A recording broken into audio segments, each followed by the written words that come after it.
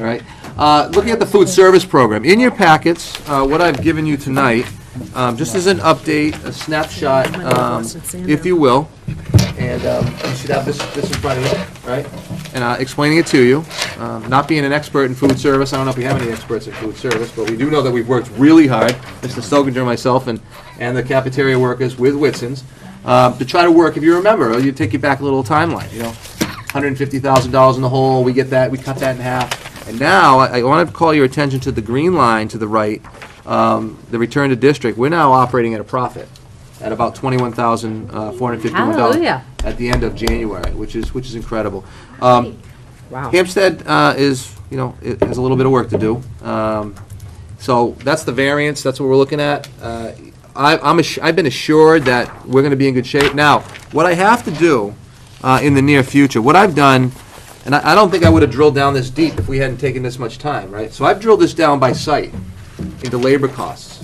Our middle school and our high school are really carrying the rest of the district. That's just the fact.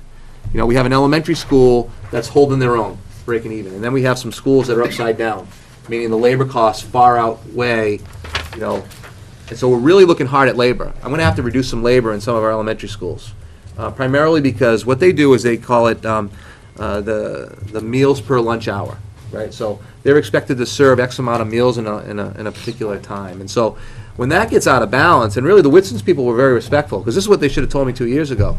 Hey, Mr. New Superintendent, you have too much labor, right?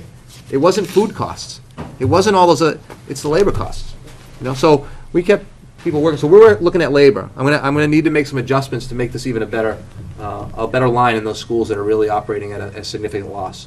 Because I do think that when you look at what in the different buildings and you're comparing the work to maybe that's happening at Pollard, maybe at one of our other schools, they're not serving lunches at the same speed. And at some point that's got to be a practical piece to this. We've flushed out food costs, we've flushed out Whitsons. Whitsons was very generous in kicking back more money to us.